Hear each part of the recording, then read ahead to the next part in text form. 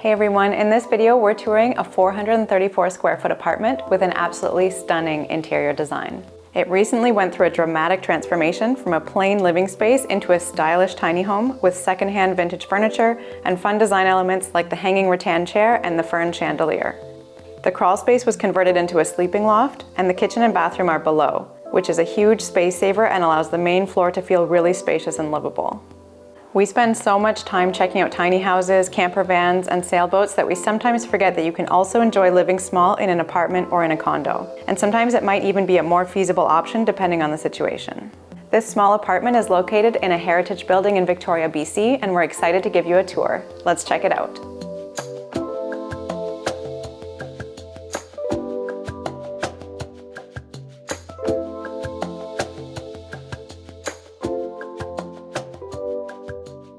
This apartment is 14 feet wide and 31 feet long. And when you first come into the door right here at the end of the hallway, you'll see that a huge part of that square footage is actually the hallway. It's 5 feet wide and 15 feet long. And the way that it's currently set up, it's not really usable space.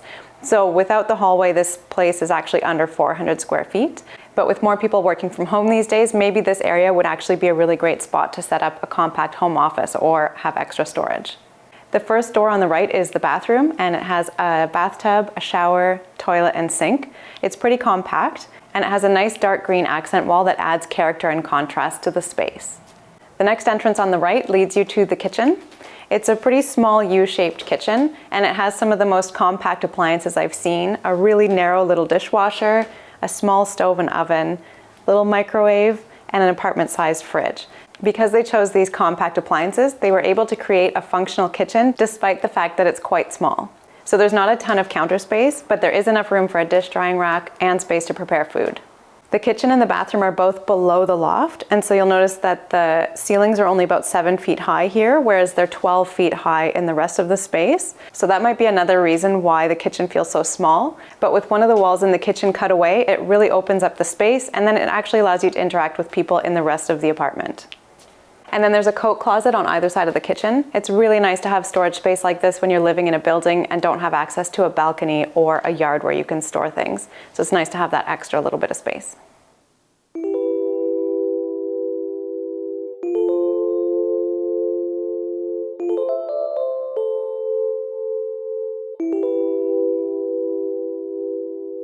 Another thing we love about this space is the owner told us that almost all of the furniture in here is secondhand or vintage. And it's nice to see all these old items being used to create a new space.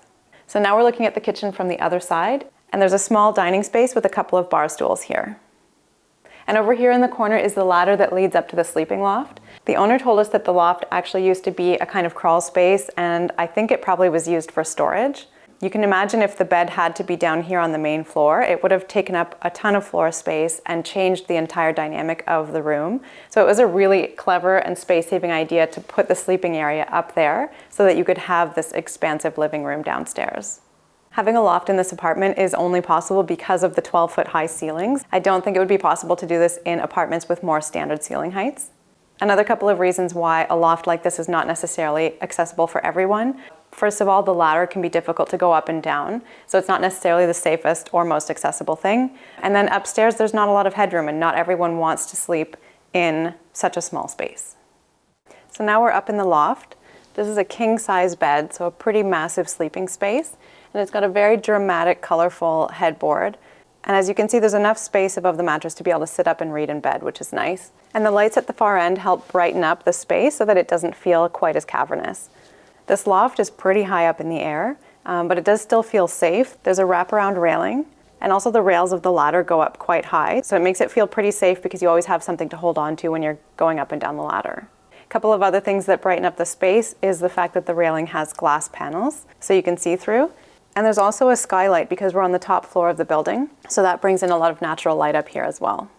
I like that the mattress is up on top of pallets, so there's a little edge that you can sit on, but also I think it's nice to have a bit of ventilation underneath the mattress to prevent any moisture from getting trapped between the floor and the bottom of the mattress. And over here is a ventilation pipe. Obviously this didn't used to be a bedroom, so they've sort of decorated it with rope and lace to make it pretty. Now we're in the living room, and this is definitely my favorite part of the apartment, and it's one of the reasons why we wanted to come and check out this place in person. Like I mentioned, the ceilings are 12 feet high, and then you can see the exposed metal beam and the original brick. This is a heritage building that was built in the 1800s, so it's really nice to see these original features on display. So there's a couch here. It's actually a pull-out sofa, which is great, so you can have guests over. In the corner, there's a neat little nook with a faux green wall and a hanging rattan chair.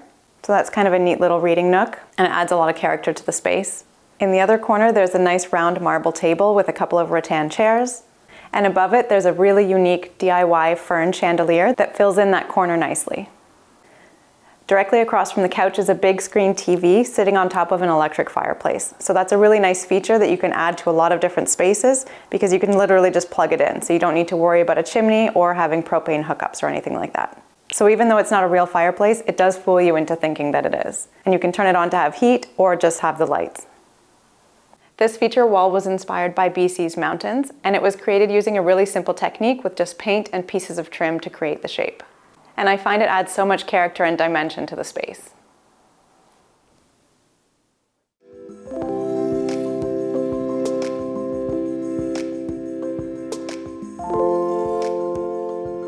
This small apartment initially caught our attention because of the beautiful interior design, but we also really liked how the vertical space was used to stack a loft on top of the kitchen and bathroom to essentially reuse the same square footage twice.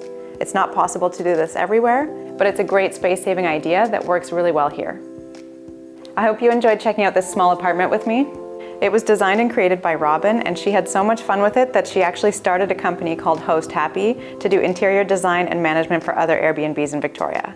We'll put a link to this listing and to her website in the description below so you can find out more. Please share this video if you liked it, be sure to subscribe, and we'll see you in the next video.